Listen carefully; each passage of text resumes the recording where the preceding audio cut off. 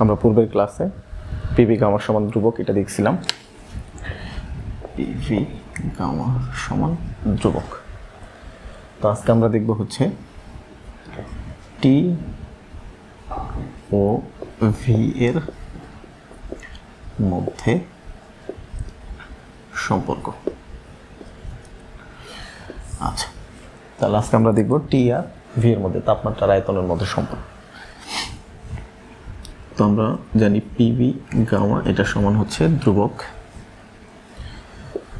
আরেকটা জানি পিভি সমান এনআরটি। তো এক মোল গ্যাসের ক্ষেত্রে হচ্ছে এটার মান 1, তার মানে আরটি লেখা যায়।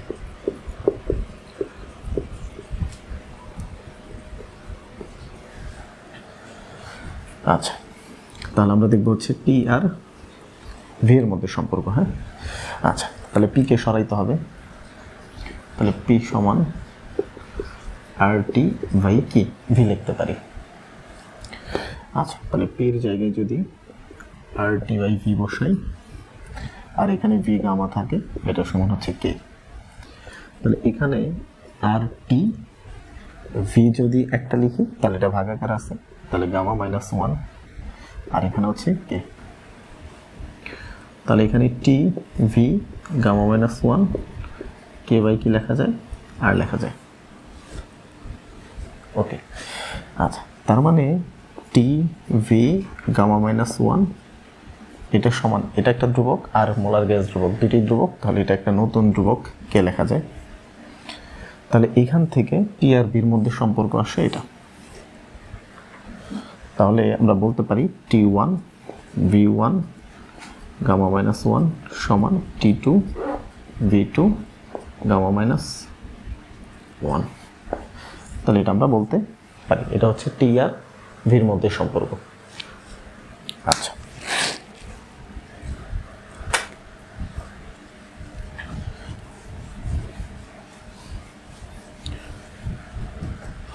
এবার আমরা দেখব টি ও পি এর মধ্যে সম্পর্ক। হ্যাঁ, তাপমাত্রা ও চাপের মধ্যে সম্পর্ক। তাহলে পিভি সমান এনআরটি। এবার আমাদের যেটা করতে হবে, যেহেতু টি আর পি এর মধ্যে সম্পর্ক দেখব, তাহলে ভিকে কি করতে হবে, এখান থেকে সরাইতে হবে। তাহলে এবার আমরা যদি ভি সমান রাখি তাহলে এখানে হচ্ছে পিটা গুণ ছিল, এসব ভাগ হবে। তাহলে এখানে থাকুক পি, ভির বদলে আমরা এখানে লিখতে পারি আর টি বাই পি, আর এখানে হচ্ছে গামা, এটা সমান কে লেখা যায় এটা। আচ্ছা, তাহলে এখানে হচ্ছে পি, তাহলে আর এটার উপরে গামা, টি এটার উপরে গামা, এখানে পি, তাহলে এটার উপরেও গামা, এটা সমান হচ্ছে কে। তাহলে এখান থেকে আমরা পরের লাইনটা লিখতে পারি, এই যে এখানে পি এখানেও পি, তাহলে একটা পি লিখলে এটার পাওয়ার 1, এটার পাওয়ার হচ্ছে গামা, তাহলে ভাগ ছিল তাহলে মাইনাস হবে, আর এখানে হচ্ছে টি গামা থাকুক, তাহলে এখানে কে ভাগ, এই যে আর গামাটা এই পাশে আমি ভাগ আকারে লিখলাম, গুণাকারে ছিল এই পাশে গিয়ে ভাগ হয়েছে। আচ্ছা, তাহলে এখানে হচ্ছে P 1 minus gamma T gamma কে আর গামা। তাহলে এখানে আমি কি করলাম, 1 বাই গামা দ্বারা পাওয়ার নিলাম, এখানেও 1 ভাগ গামা পাওয়ার নিলাম। তাহলে উভয় পক্ষে আমি সেম জিনিস কি করছি, পাওয়ার নিছি। আচ্ছা, এতে সুবিধাটা কি, সুবিধাটা হচ্ছে এই যে এই গামা আর এই গামা কাটা যাবে টি এর, কিন্তু পি কিন্তু কাটা যাবে না, তাহলে পি এর সাথে এই গামাটা থাকবে, অর্থাৎ P 1 minus gamma by gamma, কিন্তু টির সাথে এই গামা গুণ করলে এটা কাটাকাটি গিয়ে পি শুধু টি থাকবে। আর এখানে একটা জিনিস খেয়াল করি, এই পুরো জিনিসটা হচ্ছে কনস্ট্যান্ট, তাহলে আমি বলতে পারি এটা হচ্ছে একটা নতুন ধ্রুবক। তার মানে এখানে লেখা যায় T P 1 minus gamma by gamma, এটা সমান হচ্ছে ধ্রুবক।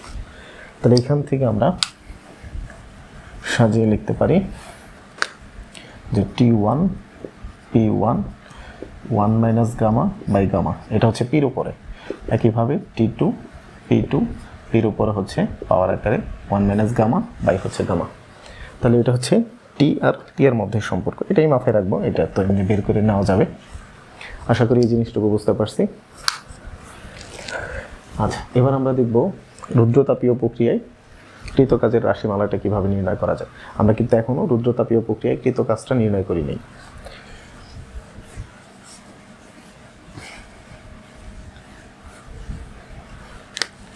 এবার টপিক হচ্ছে রুদ্রতাপীয় প্রক্রিয়ায় রুদ্রতাপীয় প্রক্রিয়ায় কৃত কাজ, রুদ্রতাপীয় প্রক্রিয়ায় কৃত কাজ।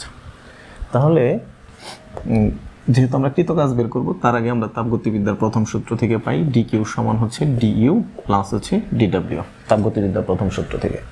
রুদ্রতাপীয় প্রক্রিয়া কি ছিল? তাপের কোনো আদান প্রদান হবে না। যেহেতু তাপের কোনো আদান প্রদান হবে না, সেক্ষেত্রে আমরা বলতে পারি এটা হচ্ছে 0, তাহলে থাকে হচ্ছে ডিইউ প্লাস হচ্ছে ডিডব্লিউ। তাহলে ডিডব্লিউ সমান লেখা যায় মাইনাস ডিইউ। এটা আমরা আগেও দেখছিলাম, হ্যাঁ, যে রুদ্রতাপীয় প্রক্রিয়ায় কৃত কাজ ডিডব্লিউ সমান হচ্ছে মাইনাস ডিইউ লেখা যায়। আবার ডিইউ সমান কি লেখা যায়? মাইনাস ডিডব্লিউ লেখা যায়, অর্থাৎ দুইটাই সম্ভব। আচ্ছা, যেহেতু আমরা হচ্ছে কৃত কাজ নির্ণয় করব, ডব্লিউটা নির্ণয় করব। আচ্ছা, এটা নির্ণয়ের আগে আমরা এটা জানি যে ডিডব্লিউ এটা সমান হচ্ছে পি ডিভি। আচ্ছা, এখন এই অংশটাকে যদি আমরা যুগজীকরণ করি, তাহলে আমরা বৃহৎ কাজ পাবো। 0 থেকে আপার লিমিট হচ্ছে ডব্লিউ। ওকে, তাহলে ডিডব্লিউর মানটা যদি বসাই পি ডিভি, এবার কিন্তু অপারেটর হচ্ছে ডিভি। আচ্ছা, তাহলে আমরা জানি শুরুতে আয়তন যদি V1 থাকে লোয়ার লিমিট, তাহলে আপার লিমিট হচ্ছে V2। এখন এই যে পি, হ্যাঁ, তো এই পিটাকে আমরা এইভাবে লিখতে পারি কিনা যে পি ভি গামা এটা সমান হচ্ছে কনস্ট্যান্ট, তাহলে এখানে হচ্ছে পি সমান কে বাই ভি গামা পাওয়ার। তাহলে এটা কেন করব? কারণ আমাদের এখানে অপারেটর হচ্ছে আয়তনের, তাহলে চাপ রাখলে তো হবে না, তাহলে আয়তন নিয়ে আসতে হবে। তাহলে আমরা যদি এখানে আয়তন নিয়ে আসি, তাহলে পির বদলে কে বাই ভি গামা লিখতে পারি। তাহলে এখানে থাকুক লোয়ার লিমিট V1 আপার লিমিট V2, পির বদলে লিখতে পারি কে বাই হচ্ছে ভি গামা, এখানে থাকে ডিবি। তাহলে আমাদের কে হচ্ছে কনস্ট্যান্ট, কে যদি হচ্ছে কনস্ট্যান্ট হয় এটাকে বাইরে আনা যায়, এটা V1 এটা V2 থাকে হচ্ছে 1 বাই ভি গামা সাথে ডিভি। এখানে কে V1 V2 V inverse gamma লেখা যায়, এটা হচ্ছে ডিভি। তাহলে এখানে হচ্ছে কে থাকুক, এটা যদি আমরা হচ্ছে যুগজীকরণ করি তাহলে এরকম আসবে ভি মাইনাস গামা প্লাস 1, এখানেও কি হবে মাইনাস গামা প্লাস 1, আর এখানে লোয়ার লিমিট আপার লিমিট। এটা কই থেকে আসে? ওই যে x to the power N, হ্যাঁ, এই সূত্র থেকে। অর্থাৎ কি ছিল, পাওয়ার যেটা থাকে ওইখান থেকে এক কমে, আচ্ছা সরি এন প্লাস 1 মানে একবারে, এখানে হচ্ছে এন প্লাস 1। তাহলে এই সূত্রটা আমরা অ্যাপ্লাই করছি, হ্যাঁ, এই যে পাওয়ার এইটুকু হচ্ছে এন, তাহলে এন প্লাস 1 ডিভাইডেড বাই হচ্ছে এন প্লাস 1। এখন এই যে কে, তাহলে মাইনাস গামা প্লাস 1 বা 1 মাইনাস গামা, এখানে তো কোনো ভি নাই যে আমরা লিমিট বসাবো, তো এটাকে আমরা কি করতে পারি, বাইরে নিয়ে আসতে পারি। তাহলে 1 মাইনাস গামা আকারে লেখা যায়, আর এখানে আমাদের থাকে হচ্ছে ভি মাইনাস গামা প্লাস 1। এখানে V1 lower limit upper limit হচ্ছে V2। আচ্ছা, তাহলে এখানে আমরা পাইছি হচ্ছে কে 1 মাইনাস গামা, আর এখানে হচ্ছে ভি, হ্যাঁ, তাহলে প্রথম আপার লিমিট বসাবো V2, তাহলে এটা হবে মাইনাস গামা প্লাস 1, মাইনাস দিয়ে হচ্ছে লোয়ার লিমিট, তাহলে এখানে V1 মাইনাস গামা প্লাস 1। আচ্ছা, তাহলে এখানে হচ্ছে আমরা এই কাজ করতে পারি যে কে কনস্ট্যান্ট, এটা যদি এখানে গুণ করি তাহলে 1 বাই 1 মাইনাস গামা, কে গুণ করলে এটা হচ্ছে কে V2 minus gamma plus 1 minus এখানেও কি আসবে কে V1 মাইনাস গামা প্লাস 1। আচ্ছা, অর্থাৎ এখানে কে এটার সাথে গুণ, কে এটার সাথে গুণ। এখন আমরা এটা লিখতে পারি কিনা যে পিভি গামা এটা সমান কি ছিল, কনস্ট্যান্ট, তাহলে কের বদলে কি পিভি গামা লেখা যায়। তাহলে এখানে 1 বাই হচ্ছে 1 মাইনাস গামা, কের বদলে এখানে আমরা লিখতে পারি পিভি গামা, আর এখানে ছিল V2 মাইনাস গামা প্লাস 1, এখানে মাইনাস কের বদলে লিখতে পারি পিভি গামা, আর এখানে V1 ছিল মাইনাস গামা প্লাস 1। আচ্ছা, কিন্তু এটা তো আমরা জানি P1 V1 গামা সমান হচ্ছে P2 V2 গামা লিখতে পারি। তাহলে এইগুলা যেহেতু সমান, এখানে কোনটা আছে V2, তাহলে এগুলা নিব কোনটা আমরা 2 হিসাবে করব, তাহলে 1/1 মাইনাস গামা, তাহলে এটাকে আমরা ধরলাম হচ্ছে 2, এটা হচ্ছে 2। কেন? কারণ এই যেগুলো V2, তাই এটার জন্য আমরা হচ্ছে এগুলোকে 2 ধরলাম, আর এখানে 1, তাহলে এগুলাকে আমরা ধরবো হচ্ছে 1। তাহলে এখানে যদি আমরা P2টা লিখি, V2 দুইটা ছিল, তাহলে একটা লিখলে এই যে প্লাস গামা আর মাইনাস গামা কি কাটাকাটি যাবে, থাকবে শুধু 1। তো 1 তো এখানে না লিখলেও হয়, মাইনাস একইভাবে এখানে যদি P1 লিখি, একটা V1 যদি লিখি, প্লাস গামা মাইনাস গামা কাটাকাটি যাবে, তাহলে শুধু +1 থাকবে, তো 1 না লিখলেও চলবে। তাহলে এটা হচ্ছে আমাদের কি কৃতকাজের রাশিমালা। তাহলে এটা হচ্ছে W, কৃতকাজের রাশিমালা কি, এটা যখন চাপ আয়তন দেওয়া থাকবে তখন আমরা এই সূত্রটা অ্যাপ্লাই করতে পারি। আবার এটা তো আমরা জানি যে হচ্ছে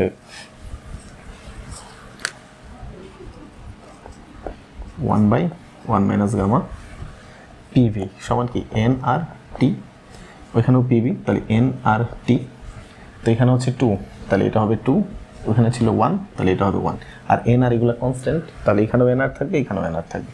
তো nR যদি আমি হচ্ছে কমন নিয়ে নিই, তাহলে থাকে T2 মাইনাস T1, এটাও হচ্ছে কৃতকাজের রাশিমালা। আর এক মোল গ্যাসের জন্য কি লিখতে পারি, R/1 minus gamma T2 minus T1, এটা হচ্ছে এক মোল গ্যাসের জন্য। তাহলে এক মোল গ্যাসের জন্য হচ্ছে কৃতকাজের রাশিমালা R/1 মাইনাস গামা ইন্টু হচ্ছে T2 মাইনাস T1।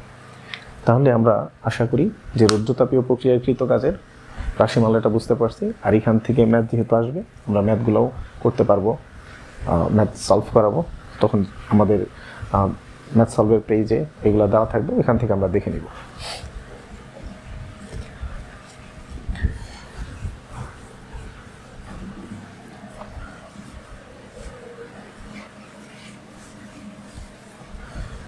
আচ্ছা, আমরা বারবার বলতেছিলাম হচ্ছে রুদ্রতাপীয় রেখার গ্রাফটা হচ্ছে কি হয়, খাড়া হয়। তো এটা কেন হয় এই জিনিসটা আমরা এখন একটু দেখতে চাই। তাহলে একটু লিখি, সমষ্ণ রেখার চেয়ে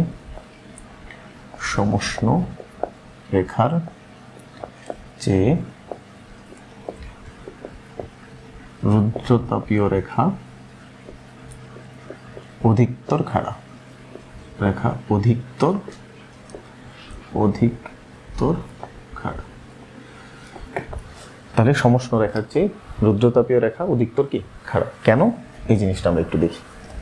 আচ্ছা, এটা দেখার আগে আমি একটু বলি যে এটা আমাদের এক্স অক্ষ, এটা হচ্ছে ওয়াই অক্ষ।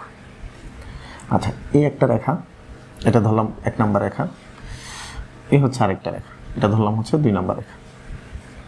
এখন এই রেখার ঢাল যদি বের করি, ঢাল স্লোপ, হ্যাঁ, এই ঢালটা কি ছিল যে এক্স অক্ষের ধনাত্মক দিকের সাথে উৎপন্ন কোণের ট্যানজেন্ট। আচ্ছা, এই রেখাটাকে আমরা θ1 ধরলাম, তাহলে আমি কি বলতে পারি এই রেখার ঢাল m1 সমান tan θ1, যেহেতু এক্স অক্ষের ধনাত্মক দিকের সাথে উৎপন্ন কোণের ট্যানজেন্টকে আমরা কি বলি, ঢাল বলি। আচ্ছা, এই যে দ্বিতীয় রেখা, তাহলে এই রেখাটার হচ্ছে কোণের মান আমরা ধরলাম θ2, তাহলে এটার ঢাল কি হবে, এটার ঢাল হচ্ছে m2 সমান আমরা বলতে পারি এক্স অক্ষের ধনাত্মক দিকের সাথে উৎপন্ন কোণের ট্যানজেন্ট। আচ্ছা, এখন আমার প্রশ্ন হচ্ছে এই m1 আর m2-র মধ্যে কোনটা বড় আসবে, কোন ক্ষেত্রে ঢাল বেশি। আচ্ছা, আমরা দেখতেই পাচ্ছি এখানে কোণের মান বেশি, যেহেতু কোণের মানটা হচ্ছে বেশি, তাহলে এখানে হচ্ছে tan θ-র মানটাও কি আসবে, বেশি আসবে, অর্থাৎ ঢালের মান বেশি। তাহলে আমরা বলতেই পারি m1-এর চেয়ে m2টা কি আসবে, বড় আসবে। তার মানে আমরা এই জিনিসটুকু বলতে পারি যে যেখানে θ-র মান বেশি, ওইখানে ঢালের মানটাও কি হবে, বেশি, আর ওই রেখাটা অধিকতর কি হচ্ছে, খাড়া হচ্ছে। দেখে বোঝা যাচ্ছে রেখা 1-এর চেয়ে রেখা 2 এটা হচ্ছে অধিকতর কি খাড়া। তো আমরা এটাই দেখব যে সমষ্ণ রেখার চেয়ে রুদ্রতাপীয় রেখা অধিকতর খাড়া, রিজনটা হচ্ছে যে রুদ্রতাপীয় প্রক্রিয়ায় যে রেখা পাওয়া যায় তার ঢালের মান বেশি। আচ্ছা, আরেকটা জিনিস ছিল, এটা এক্স অক্ষ, এটা হচ্ছে ওয়াই অক্ষ। আচ্ছা, এটা হচ্ছে θ। তো আমি রেখার ঢাল বের করলে কি করব, এখানে হচ্ছে লম্ব আর এটা হচ্ছে ভূমি, এটাই তো। আচ্ছা, লম্ব বাই ভূমি, তাহলে আমরা ধরলাম এটা ও এ, এটা হচ্ছে পি।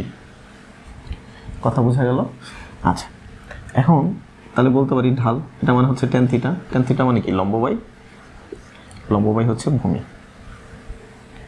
আচ্ছা, তাহলে লম্ব কোনটা? এই যে AB, আর ভূমি হচ্ছে OB। এখন এই যে এই স্থানাঙ্কটা আর এখানে যে স্থানাঙ্ক আমি ধরলাম এরকম ছিল, এই স্থানাঙ্কটা হচ্ছে x2 y2, ঠিক আছে? আর এখানের যে স্থানাঙ্কটা ছিল আমি ধরলাম এটা হচ্ছে x1 y1। তাহলে এই স্থানাঙ্ক হচ্ছে x1 y1, এখানকার স্থানাঙ্কটা হচ্ছে x2 y2। তাহলে এখানে হ্যাঁ এই পর্যন্ত y অক্ষের মানটা কত? এটা হচ্ছে y2, আর এই পয়েন্টে y অক্ষের মান কত? y1, এই পয়েন্টটা হচ্ছে y1, এটা হচ্ছে y2। আর x অক্ষের যদি হিসাব করি এতটুকু হচ্ছে x2, আর এই পয়েন্টটা হচ্ছে x1, এখানে হচ্ছে এই যে এখান থেকে এই পর্যন্ত হচ্ছে x2, এখানে হচ্ছে x1। আর আমরা তো এটাই জানি যে হচ্ছে ঢাল মানে হচ্ছে y অক্ষের পরিবর্তন ডিভাইডেড বাই কি? x অক্ষের পরিবর্তন। এটা y2, এখানে y1, তাহলে y অক্ষের পরিবর্তন, এখানে x2, এখানে x1, তাহলে x অক্ষের পরিবর্তন। তাহলে এটা আমরা জানি হচ্ছে ঢাল, y অক্ষের পরিবর্তন ডিভাইডেড বাই x অক্ষের পরিবর্তন। এটা যেহেতু সরল রেখা পড়া হয়েছে অনেকেরই, এটা জানার কথা, বা 9 10 ওইগুলো ছিল একদম সাধারণ কমন বেসিক এটা। আচ্ছা, এখন যদি এটা p অক্ষ হয়, মানে y অক্ষে আমরা নিলাম p চাপ, x অক্ষে নিলাম হচ্ছে আমরা আয়তন v, তাহলে চাপ বনাম আয়তন এটা লেখচিত্র। এখন আমি যদি বলি এই রেখার ঢাল কি হবে, তাহলে আমরা বলতে পারি ঢাল এটা হচ্ছে y অক্ষের পরিবর্তন, y অক্ষে কি আছে? p, তাহলে পরিবর্তন dp, আর x অক্ষে কি আছে? v, তাহলে এটা হচ্ছে y অক্ষের পরিবর্তন, তাহলে ঢাল হচ্ছে dp বাই dv। বলা যায় এটা y অক্ষের পরিবর্তন ডিভাইডেড বাই x অক্ষের পরিবর্তন। তাহলে আমরা প্রথমে দেখব সমষ্ণ রেখা। তাহলে এইভাবে লিখি, সমষ্ণ প্রক্রিয়ার ক্ষেত্রে, সমষ্ণ প্রক্রিয়ার ক্ষেত্রে। তাহলে সমষ্ণ প্রক্রিয়ার ক্ষেত্রে কি লেখা যায়? এটা হচ্ছে p, এটা হচ্ছে v। তাহলে সমষ্ণ রেখাটা ছিল ধীরে ধীরে পরিবর্তন হবে, তাই না? সমষ্ণ রেখা ছিল হচ্ছে ধীরে ধীরে কি পরিবর্তন। আচ্ছা, তাহলে এই রেখার ঢাল আমি কি বলতে পারি না যে m এটা সমান হচ্ছে dp বাই হচ্ছে dv। তো আমরা দেখব এই m এর মানটা কত আসে। বা সমষ্ণ রেখার ক্ষেত্রে ঢালটা আমি ধরলাম m1, তো m1 মানে হচ্ছে dp বাই dv। তো এই পরিবর্তনটা কত এটা আমরা একটু দেখি। আচ্ছা, আমরা জানি যে সমষ্ণ রেখার ক্ষেত্রে pv সমান হচ্ছে ধ্রুবক, তাই তো? আচ্ছা, এখন কথা হচ্ছে আমরা dp বাই dv মানে ddv অফ p এটা কিভাবে পাবো? যেহেতু এখানে p আছে, তাহলে আমরা যদি হচ্ছে ddv দ্বারা অন্তরীকরণ করি তাহলেই হবে। তাহলে ddv এটার সাপেক্ষে আমরা অন্তরীকরণ করব, তাহলে ddv এখানে থাকে k। আচ্ছা, তাহলে এখানে একবার p এটা হচ্ছে বাইরে যাবে, তাহলে v কে একবার অন্তরীকরণ করতে হবে, আবার v বাইরে থাকবে, p কে অন্তরীকরণ করতে হবে। আর এখানে ধ্রুবকের অন্তরীকরণ এটা আমরা জানি 0 আসবে। আচ্ছা, তাহলে এখান থেকে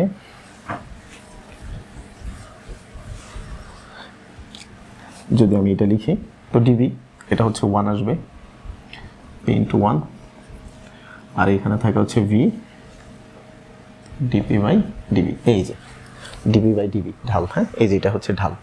তাহলে এর পাশে কত? 0। তাহলে এটা p প্লাস আকারে আছে, ওই পাশে গেলে মাইনাস, তাহলে এখানে হচ্ছে dp বাই dv এটা সমান প্লাস p, ওই পাশে কি হচ্ছে মাইনাস p, b এখানে কি আকার আছে? গুণ, তাহলে এই পাশে গিয়ে ভাগ। তাহলে আমরা dp বাই dv এর মান কত পেলাম? মাইনাস p বাই হচ্ছে v। আচ্ছা, যেহেতু আমরা সমষ্ণ রেখার ক্ষেত্রে এটাকে ধরছিলাম m1, তাহলে m1 এর মানটা আমরা পেলাম মাইনাস p বাই v। তাহলে সমষ্ণ রেখার ক্ষেত্রে ঢাল হচ্ছে মাইনাস p বাই v। আচ্ছা, মাইনাস কেন হলো?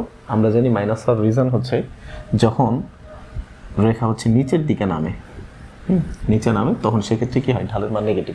আর যখন রেখা উপরে ওঠে তখন হচ্ছে ঢালের মান পজিটিভ। আচ্ছা, যেহেতু নিচে এই জন্য হচ্ছে আমরা ঢালের মানটা নেগেটিভ পাইছি। এবার আমরা দেখব হচ্ছে রুদ্রতাপীয় প্রক্রিয়ায় ঢালের মানটা কত আসে।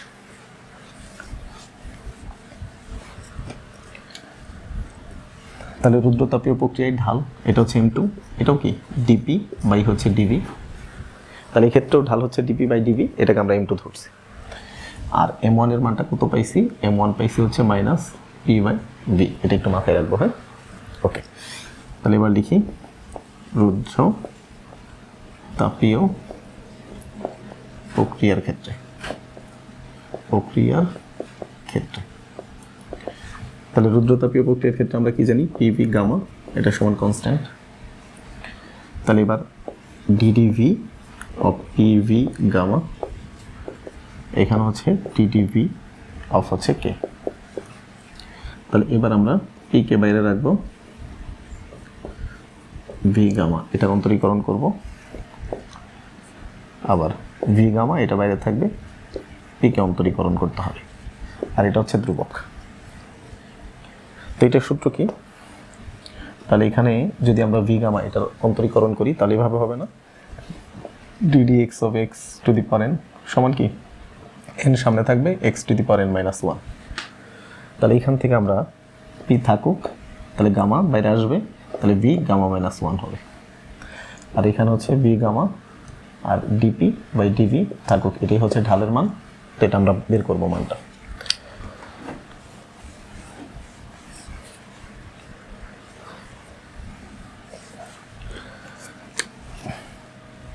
তাহলে এখানে হচ্ছে হ্যাঁ V gamma DP by DV এটা রাখলাম, এই অংশটুকু যদি ওই পাশে নিয়ে যায় তাহলে এটা মাইনাস হবে, তাহলে minus P gamma V gamma minus one. তাহলে আমরা যদি এখান থেকে ডিপি বাই ডিভি এটার মান নির্ণয় করি তাহলে এখানে minus P gamma V gamma minus one, V gamma গুণ ছিল এই পাশে গিয়ে ভাগ। তাহলে এখান থেকে ডিপি বাই ডিভি এটার মান আসে মাইনাস পি, তারপর হচ্ছে গামা, এটা যদি আমরা একটা ভি কমন নিই তাহলে gamma minus one minus gamma এটা আসে, তাহলে প্লাস গামা মাইনাস গামা কাটা। তাহলে এবার পাওয়া যাচ্ছে ডিপি বাই ডিভি এটা সমান minus P gamma V inverse one. তাহলে এখানে minus P gamma V inverse one মানে হচ্ছে ওয়ান বাই ভি। যদি এটি সাজিয়ে লিখি তাহলে এরকম আসবে, বা ডিপি বাই ডিভি এটা সমান হচ্ছে মাইনাস পি ভাগ ভি, আর এখানে গামাটা থেকে যায়। আচ্ছা, তাহলে এটাকে আমরা ধরছিলাম হচ্ছে M2 রুদ্রতাপীয় রেখার ক্ষেত্রে, তাহলে মাইনাস পি গামাটা আগে লিখলাম পি ভাগ ভি। তাহলে এটাই হচ্ছে আমাদের রুদ্রতাপীয় প্রক্রিয়ার ক্ষেত্রে ঢাল। এখন রুদ্রতাপীয় প্রক্রিয়ায় আমরা বলছিলাম রেখাটা অধিকতর খাড়া হয়, রিজন কি? ঢাল বেশি। তাহলে এবার দেখি ঢাল বেশি হয় কিনা। তাহলে M2 পাইলাম আমরা হচ্ছে মাইনাস গামা পি ভাগ ভি। M1 কত পাইছি? M1 পাইছি হচ্ছে মাইনাস পি ভাগ ভি, এটাকে ধরলাম হচ্ছে 1 নং, এটাকে 2 নং। আচ্ছা, যদি 1 ভাগ 2 করি, 1 ভাগ 2, তাহলে এখানে হচ্ছে M2 ভাগ M1 সমান মাইনাস গামা পি ভাগ ভি, আর এখানে হচ্ছে মাইনাস পি ভাগ ভি। তাহলে মাইনাস পি ভাগ ভি মাইনাস পি ভাগ ভি কাটা, তাহলে শুধু থাকবে হচ্ছে গামা। তাহলে M2 বাই M1 সমান হচ্ছে গামা। তাহলে এখান থেকে আমরা বলতে পারি, আচ্ছা এটা উপরে দেখাই,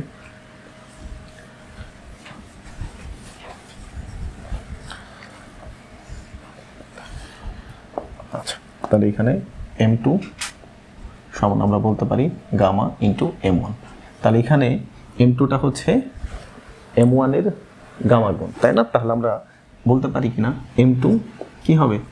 M1 এর চেয়ে বড় হবে। এখন কথা আছে, গামার মানটা যেহেতু 1 এর চেয়ে বড়, আমরা কিন্তু জানি এক পরমাণু গ্যাসের জন্য হচ্ছে 1.67, দ্বিপরমাণুকের জন্য 1.40, আর বহু পরমাণুকের জন্য হচ্ছে 1.33। তাহলে সবসময় গামার মান 1 এর চেয়ে যেহেতু বড়, তাহলে এই মানটা যেহেতু বড় 1 এর চেয়ে, তাহলে অবশ্যই কোনটা বড় হবে? M2 এর মানটা বড় হবে। তাহলে M2 বড় কার চেয়ে? M1 এর চেয়ে। তাহলে আমরা বলতে পারি রুদ্রতাপীয় প্রক্রিয়ার কি ঢালের মান হচ্ছে বেশি, তাই এই রেখাটা অধিকতর খাড়া। তাহলে এই জিনিসটা আমরা আশা করি বুঝতে পারছি। আচ্ছা, আর যদি এরকম হইতো গামার মানটা 1 এর চেয়ে ছোট, যেমন ধরলাম 0.4, তাহলে কিন্তু এই ক্ষেত্রে M1 বড় হইতো M2 এর চেয়ে। কিন্তু যেহেতু আমরা জানি যে গামার মান সবসময় কি 1 এর চেয়ে বড়, তাই এটা হওয়ার সম্ভাবনা নেই। হবে কোনটা? M2 বড় M1 এর চেয়ে। ক্লিয়ার এটা? আচ্ছা,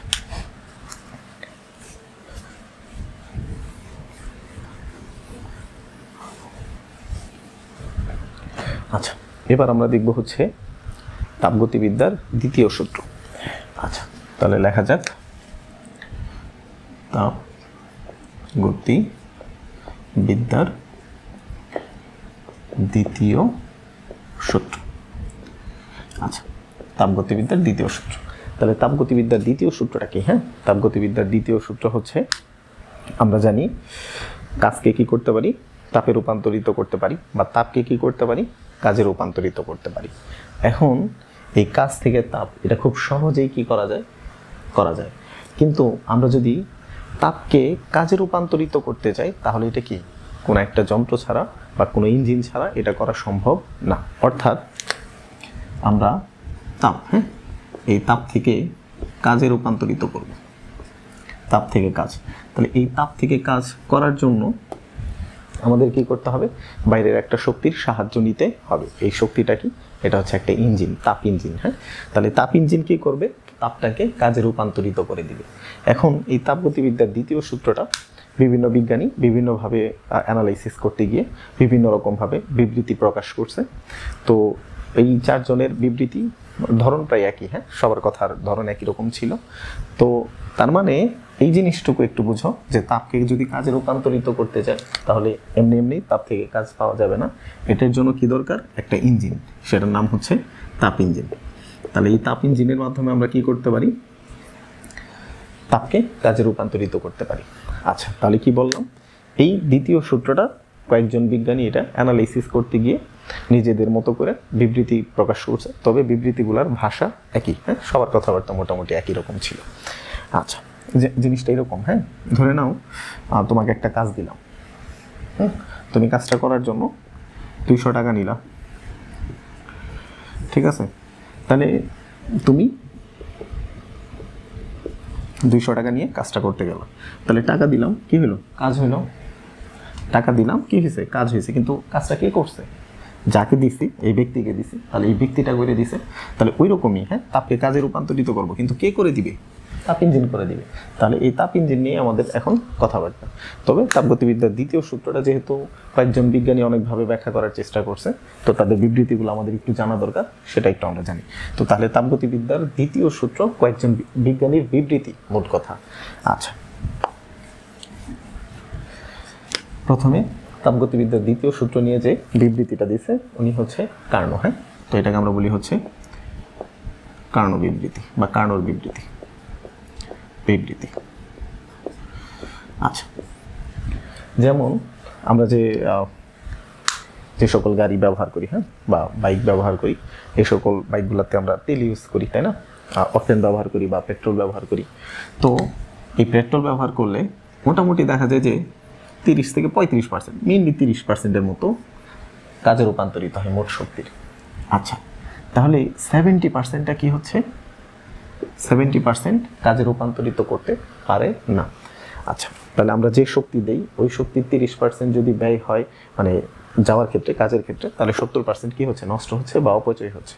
এখন এই কার্নো দেখলো যে এমন কোনো ইঞ্জিন কি করা সম্ভব নয়, তৈরি করা সম্ভব নয় বা বানানো সম্ভব নয়, যেটা 100% কাজে রূপান্তরিত করে দিবে। হ্যাঁ, যেমন হচ্ছে তাপ নিল 100, কাজে রূপান্তরিত করলো 100, অর্থাৎ 100% কাজে রূপান্তরিত করবে এমন যন্ত্র তৈরি করা কি সম্ভব না। সে দেখলো যে আমি একটা ইঞ্জিন তৈরি করব, ওই ইঞ্জিনটা হচ্ছে বিশেষত্ব কি, যে ইঞ্জিনটা হচ্ছে কত বেশি ভালো কাজ করতে পারে। অর্থাৎ 1 লিটার তেলে যদি আমি এক জায়গা থেকে অন্য জায়গায় যাওয়ার জন্য দেখা গেল 1 লিটার তেলে আমি 70 কিলোমিটার বা 60 কিলোমিটার বা 50 কিলোমিটার যেতে পারি, যদি পুরাটাই কাজে রূপান্তরিত করতো, তাহলে আমি আরো অনেক বেশি দূর যেতে পারতাম।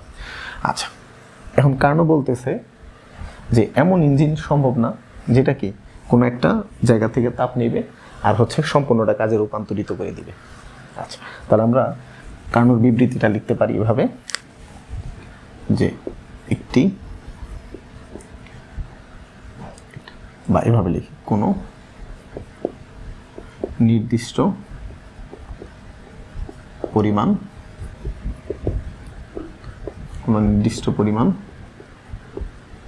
তাপশক্তিকে, কোনো নির্দিষ্ট পরিমাণ তাপশক্তিকে সম্পূর্ণরূপে কাজে রূপান্তরিত করবে রূপান্তরিত করবে এমন যন্ত্র নির্মাণ সম্ভব নয়। অর্থাৎ 100% কাজ করবে এমন যন্ত্র আসলে কি নির্মাণ সম্ভব নয়। অনেকেই চেষ্টা করছে এই বিষয়ে যে 100% কাজ করতে পারে কিনা এরকম যন্ত্র তৈরি করার, কিন্তু আসলে বাস্তবে কি সম্ভব না। কারণ যখন হচ্ছে পিস্টন ওঠানামা করে এটার ঘর্ষণের কারণে তাপ উৎপন্ন হয়, ওই তাপগুলো পরিবেশে চলে যায় বা কিছু পরিমাণ তাপশক্তি হচ্ছে নষ্ট হয়ে যায়, ফলে সম্পূর্ণটা হচ্ছে কি করতে পারে না, ওই কাজে রূপান্তরিত করতে পারে না। আচ্ছা, তাহলে ও কি বললো? কারণ বলতেছে যে হচ্ছে কোনো নির্দিষ্ট পরিমাণ তাপ শক্তিকে সম্পূর্ণরূপে কাজে রূপান্তরিত করবে এমন যন্ত্র নির্মাণ কি সম্ভব না। আচ্ছা, এরপর হচ্ছে প্ল্যাঙ্কের বিবৃতি। প্ল্যাঙ্কের বিবৃতি, তো প্ল্যাঙ্কের বিবৃতিটা মোটামুটি কার্নোর মতোই আর কি, হ্যাঁ, প্রায় একই কথা, একটু অন্যভাবে ঘুরায় পেঁচায় বলা। তো প্ল্যাঙ্ক কি বলতেছে? প্ল্যাঙ্ক বলতেছে যে এমন ইঞ্জিন তৈরি সম্ভব নয়। কি বললাম? এমন ইঞ্জিন তৈরি সম্ভব নয় যেখান থেকে হচ্ছে কি তাপ নিবে, তাপ নিয়ে হচ্ছে কাজে রূপান্তরিত করবে, কিন্তু পরিবেশের তাপমাত্রার কি কোনো পরিবর্তন হবে না, এমন ইঞ্জিন তৈরি সম্ভব নয়। তার মানে কি প্ল্যাঙ্কের যে কার্নোর কথা আর প্ল্যাঙ্কের কথা মোটামুটি একই। আচ্ছা, প্ল্যাঙ্ক এটা আমরা মনে রাখবো কিভাবে? ওই যে ফাইটোপ্ল্যাঙ্কটন, জুওপ্ল্যাঙ্কটন বায়োলজিতে ছিল, এগুলো কি পরিবেশের অংশ। তাহলে আমরা মনে রাখবো প্ল্যাঙ্কের বিবৃতিটা হচ্ছে পরিবেশের কোনো পরিবর্তন হবে না, এরকম একটা কথা। তাহলে ওইটা একটু লিখি। এমন ইঞ্জিন নির্মাণ সম্ভব নয় যা কোনো বস্তু থেকে তাপ গ্রহণ করে অবিরামভাবে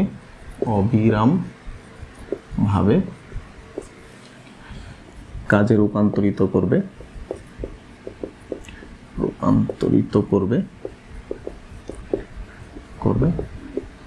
অথচ পরিবেশের কোনো ক্ষতি হবে না। পরিবেশের কোনো ক্ষতি না, মানে পরিবেশের কোনো পরিবর্তন, এটা এক ধরনের ক্ষতি, হ্যাঁ, মানে পরিবেশের তাপমাত্রা দিন দিন বৃদ্ধি পাচ্ছে এই ইঞ্জিনগুলা থেকেই তো নাকি।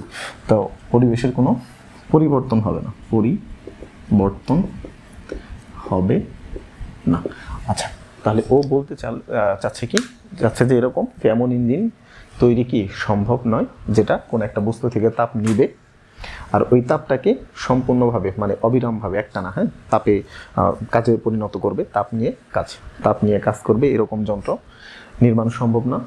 যখন কাজ করবে কিছু তাপ পরিবেশে ছাড়বেই, পরিবেশের তাপমাত্রার পরিবর্তন করবেই, পরিবেশের তাপমাত্রা বৃদ্ধি করবে, এমন যন্ত্র আমরা নির্মাণ করতে পারবো না যেটা হচ্ছে তাপ নিবে, কাজে পরিণত করবে, কিন্তু পরিবেশের তাপমাত্রার কোনো পরিবর্তন হবে না বা পরিবেশের কোনো পরিবর্তন হবে না।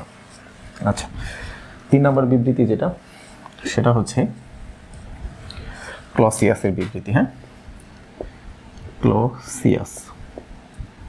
ক্লসিয়াসের বিবৃতি।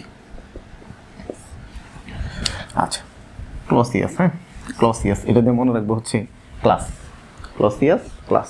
তাহলে এই ক্লাস কি? Upper class, lower class, upper class, এরকম। আচ্ছা, এরকম, হ্যাঁ, এটা হচ্ছে আপার, এটা হচ্ছে লোয়ার। এখানে তাপমাত্রা ধরলাম 200 ডিগ্রি সেলসিয়াস, এখানে ধরলাম 10 ডিগ্রি সেলসিয়াস। তো আমরা জানি যেখানে তাপমাত্রা বেশি ওইখান থেকে তাপ কিউ বা হিট এইচ। আচ্ছা, যেখানে হচ্ছে তাপমাত্রা বেশি ওইখান থেকে তাপ কোথায় আসে? নিম্নতর বস্তুর দিকে আসে। এখন এটা তো আর সম্ভব না যে হচ্ছে নিম্নতর বস্তু থেকে কি উচ্চতর কোনো তাপমাত্রার বস্তুতে হচ্ছে আমরা তাপের প্রবাহ করব। আচ্ছা, যদি আমরা করতে চাই, হ্যাঁ, যদি করতে চাই তাহলে আমাদের কি করতে হবে? বাইরের একটা শক্তির সাহায্য লাগবে। বাইরের শক্তির সাহায্য নিয়ে আমরা তারপরে কি করতে পারবো? নিম্ন উষ্ণতার বস্তু হতে উচ্চতর উষ্ণতার বস্তুতে তাপের স্থানান্তর করতে পারবো। কিন্তু সাধারণত কি হয়? সাধারণত হয় যেটা উচ্চতর কোনো একটা বস্তু থেকে তাপটা নিম্নতর কোনো বস্তুর দিকে প্রবাহিত হয়। আচ্ছা, কিন্তু আমরা যদি উল্টাটা করতে চাই, মানে নিম্ন থেকে উচ্চ তাপমাত্রার কোনো বস্তুতে যদি তাপের প্রবাহ তৈরি করতে চাই, তাহলে আমাকে অবশ্যই বাইরের একটা কি শক্তির সাহায্য নিতে হবে। যেমন আমরা রেফ্রিজারেটরের কথা বলতে পারি। রেফ্রিজারেটর কি কাজ করে?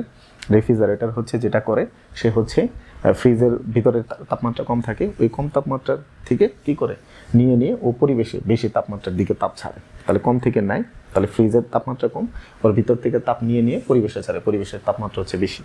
তাহলে এটার জন্য কি রেফ্রিজারেটর লাগছে, মানে একটা কি যন্ত্র লাগছে বা বাইরের শক্তির সাহায্য লাগছে।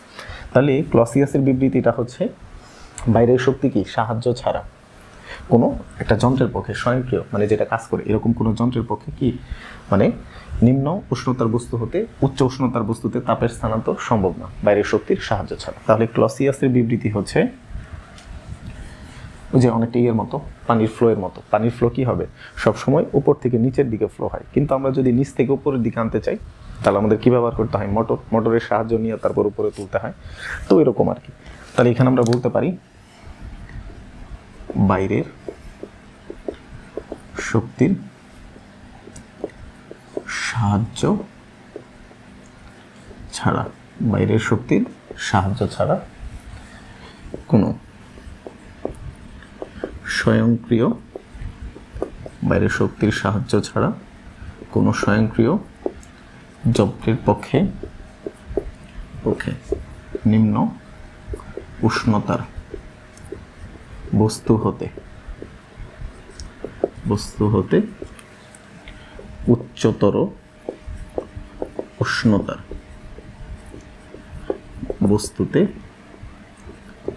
বস্তুতে তাপের স্থানান্তর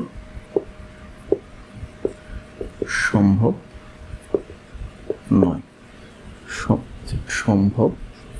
নয়। আচ্ছা, তার মানে যদি আমরা নিম্ন উষ্ণতার বস্তু হতে উচ্চ উষ্ণতার বস্তুতে তাপের স্থানান্তর করতে চাই, তাহলে আমাকে একটা কি করতে হবে? বাইরের শক্তির সাহায্য নিতে হবে। আচ্ছা, তারপরে হচ্ছে ক্যালভিন। হ্যাঁ, আচ্ছা, তাপ নিয়ে কথাবার্তা হবে না, মানে তাপ নিয়ে কথাবার্তা হবে আর ক্যালভিন থাকবে না, এটা তো হইতে পারে না। হ্যাঁ, তাপ যেখানে আছে ক্যালভিন সেখানে থাকবে। তো এবার হচ্ছে ক্যালভিনের বিবৃতি। ক্যালভিনের